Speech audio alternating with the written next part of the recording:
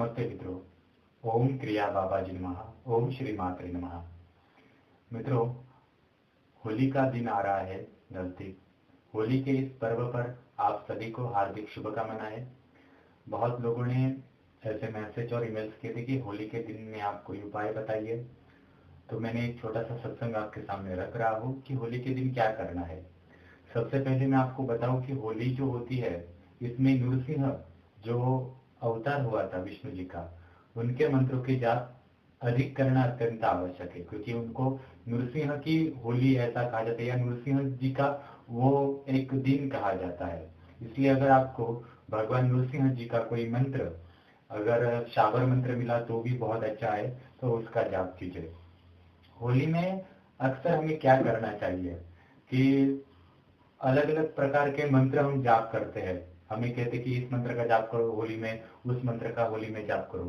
सबसे पहले आप ध्यान में रखिए, होली में आपको उसी मंत्र का जाप करना है कि जो मंत्र आपका ब्लैक मैजिक, काला जादू अथवा निगेटिव जो एनर्जी होती है, जैसे ब्लैक मैजिक के विषय में कहा, किसी को नजर बाधा है, किसी को अगर वास्तु में कुछ बहुत बड़े निगेटिव प्रॉब्लम है, या फिर कुलाचार के बहुत सारे दोष है, या फिर ऐसे दोष है कि जो एक प्रकार से ब्लैक मैजिक से आए हैं, या फिर टोना टोटका से आए हैं, तो इनको दूर भगाने वाले कुछ मंत्र होते हैं। तो ऐसे मंत्र जो होते हैं उनका विशेष रूप से आप जाप कीजिए, ये बात ध्यान में रखिए।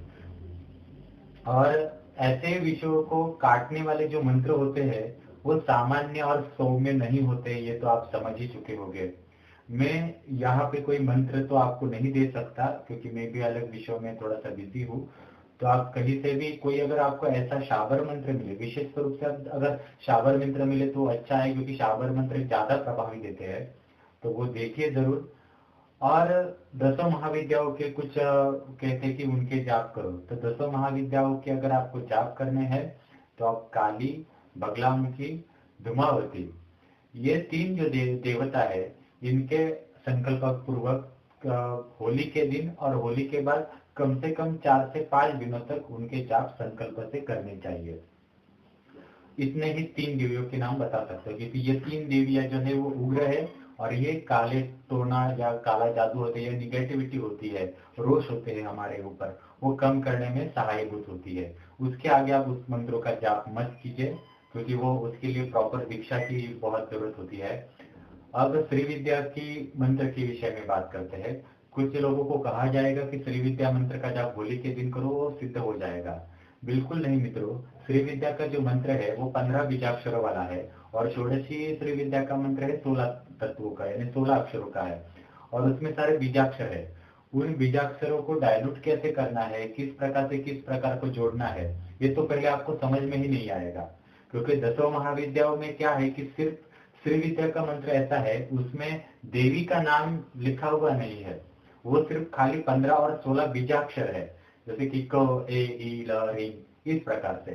तो ये जब तक क क्या है अर्थ समझ में नहीं आता, ए का अर्थ समझ में नहीं आता, तब तक ऐसे होली के पर्व के दिन आप ऐसे मंत्रों के जाप मत कीजिए। क्योंकि होता क्या है कि होली का दिन तो है बहुत शुभ इन सारे मंत्रों के जाप के लिए। कहा जाता है कि कोई मंत्र की सिद्धि होगी, फलाना होगा फलाना होगा, पर मंत्रों की सिद्धि मंत्रों के जाप से नहीं होती।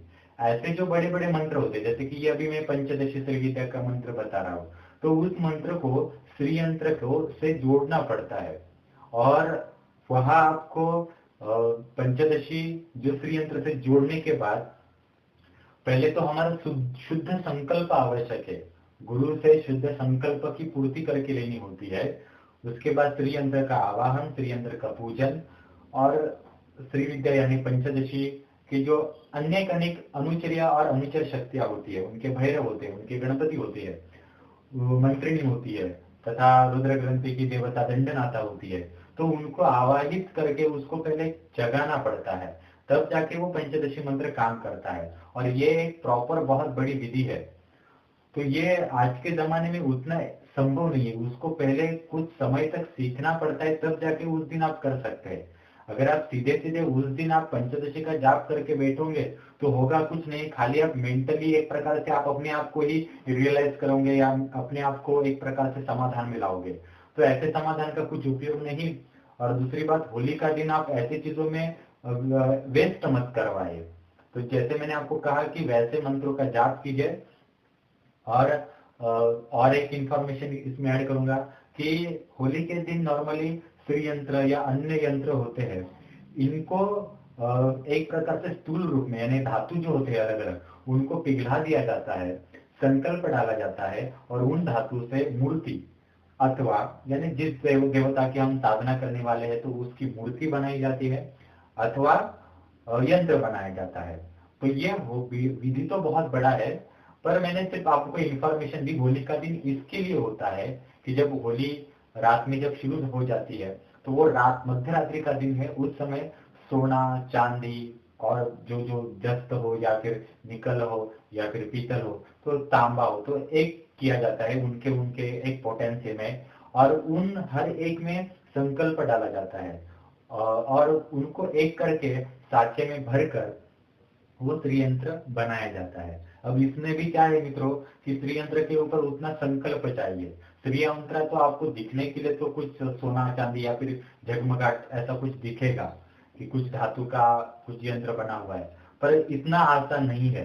अगर धातु के रूप में त्रियंत्र बनाना है तो भूपूर से लेके यानी नीचे से लेके बिंदु तक बनाने का संकल्प अलग होता है, और बिंदु से नीचे तक बनाना है तो संकल्प अलग होता है। यानी जब धातु पिघला दिया जाता है और उसको साचे में एक प्रकार से भरा जाता है तो ऊपर से भरना है या नीचे से उसको भरना है, ये बहुत अलग अलग प्रकार है। जैसे कि श्री विद्या में सृष्टि क्रम और संहार क्रम होते हैं उसी प्रकार से, क्योंकि अगर आप भौतिक संकल्प करना चाहते हैं तो आपको संहार क्रम उपयोग में नहीं है, यानी भूपूर से आप शुरुआत नहीं कर सकते पिघलाने के लिए, तो आपको बिंदु से शुरुआत करनी पड़ेगी। ये बहुत अंदर के रहस्य, ये आपको समझने पड़ते हैं क्योंकि ये सारे तांत्रिक विषय है। इसलिए मित्रों कहा कि अगर आपको कुछ होली के दिन करना है तो जो पहले कहा वैसे कीजिए। और मैं दो विषय आपको बताना चाहता हूँ कि होली के दिन जहाँ शास्त्रोक्त होली बनाई जाती है यानी अग्नि जलाया जाता है शास्त्रोक्त, वहां की राख जो है वो दूसरे दिन थोड़ी सी राख अपने घर में लाए और उस राख में आप थोड़ा सा सरसों का तेल अथवा तिल का तेल का मिश्रण एक प्रकार से करिए और अपने शरीर को एक प्रकार से घिस लीजिए, मालिश कीजिए, कि जिससे कि आपके शरीर में हम एक सालों तक, जैसे कि हम साल भर यहाँ वहां जाते हैं बिजनेस के लिए जॉब के लिए, हर किसी ना किसी के घर में जाते हैं, तो हमारे ऊपर बाह्य निगेटिविटी का परिणाम भी होता है, लोगों के शब्दों का परिणाम होता है, तो उनकी नकारात्मक ऊर्जा हमारे रोम रोम में होती है और वो हमें ऑब्स्टेकल निर्माण करती है। जब हम इस प्रकार से मालिश उस राख से और तेल से करेंगे मालिश, तो उस मालिश से क्या होगा कि वो सारी नकारात्मक ऊर्जा जो है वो निकलने के लिए शुरू हो जाएंगे। और ये करने के बाद, ये आपको करना है सुबह करना है, और सुबह करने के बाद मालिश करने के बाद 5-10 मिनट ऐसे ही बैठिए और 5-10 मिनट के बाद आप स्नान कीजिए, आपको बहुत फ्रेश दिखने लगेगा। और ऐसा आपको एक कम से कम 2-3 दिन तो करिए कि एक बॉडी जो है आपको हल्की फील होने लगे, ये बहुत जरूरी है। दूसरी बात ये है कि ये तो एक उपाय मैंने बताया। दूसरा उपाय ये है कि आप अपने घर वालों के शरीर के ऊपर से और अपने ऊपर से इस होली के दिन अपने कुछ उतारा जो कहा जाता है, नजर उतारनी कहते हैं, वो जरूर नजर उतारिए। और ये नजर उतारने के बाद जो नजर उतारने का साहित्य है, अगर नारियल ले रहे, सूखा नारियल ले रहे या फिर जो कुछ हो, तो वो सारा जो है वो होली का जो अग्नि होता है उस अग्नि में अर्पण कर लीजिए। अब इसके विषय में जो जानकारी है मैं ऐसे बता नहीं सकता, आप मेरी डिस्क्रिप्शन बॉक्स में देखिए, तो उसमें मैंने अलग अलग उपाय लिखे हुए हैं, तो उन उपायों को आप कीजिए और लोगों तक पहुंचाइए। होली का दिन जो है आप सभी को बहुत अच्छा जाए।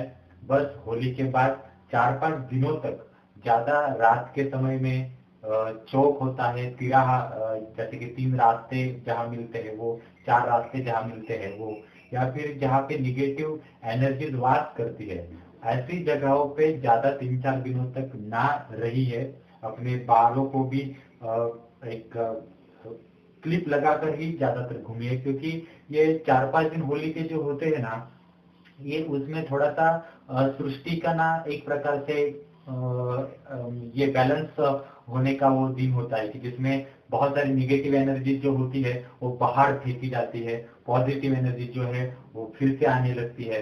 जैसे कि अभी आपने देखा होगा कि सारे हमारे आसपास जो पेड़ पौधे होते हैं वो सारे एक टूट के निकल जाते हैं, ऐसा है। और उसको ये होली होने के बाद फिर से जब चैत्र आता है तो फिर से एक नवीन पालवी आती है, यानी एक हरा भरा पेड़ हो जाता है। तो इस प्रकार से ये बैलेंस करने का है। जब निगेटिव एनर्जी सृष्टि से चली जाती है हमारे आसपास से, तब ऐसा होता है कि वो किसी को अचानक से दिक्कत कर सकती है, ऐसा है।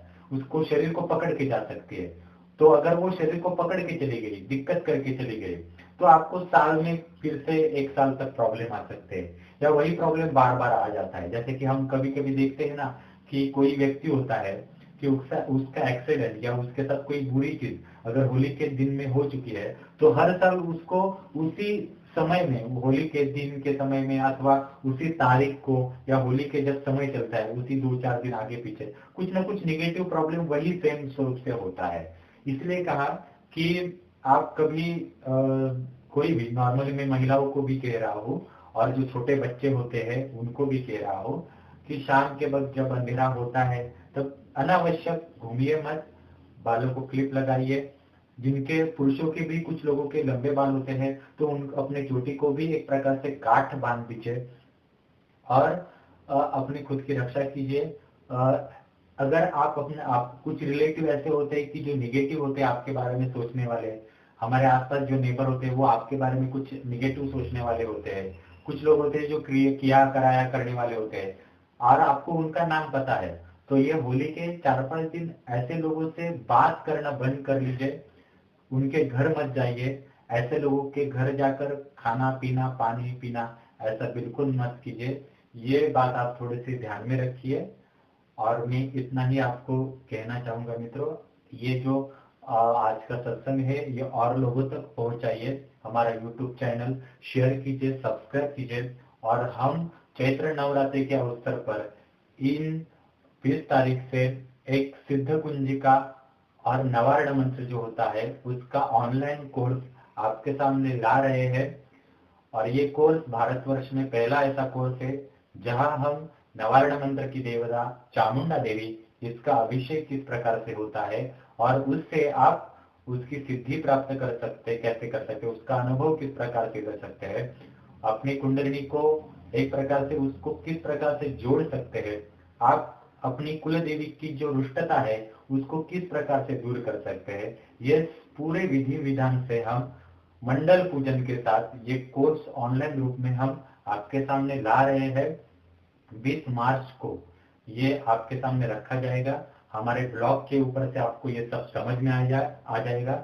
अगर आपको कुछ दिक्कत है, कुछ पूछना है तो मुझे जरूर मैसेज कर लीजिए, मैं आपके समाधान करने की कोशिश करूंगा। और फिलहाल आप अभी डिस्क्रिप्शन बॉक्स में देखिए, होली के पर्व के अवसर पर अलग अलग विषयों के ऊपर हमने टोने टोटके उसमें दिए हैं। धन्यवाद।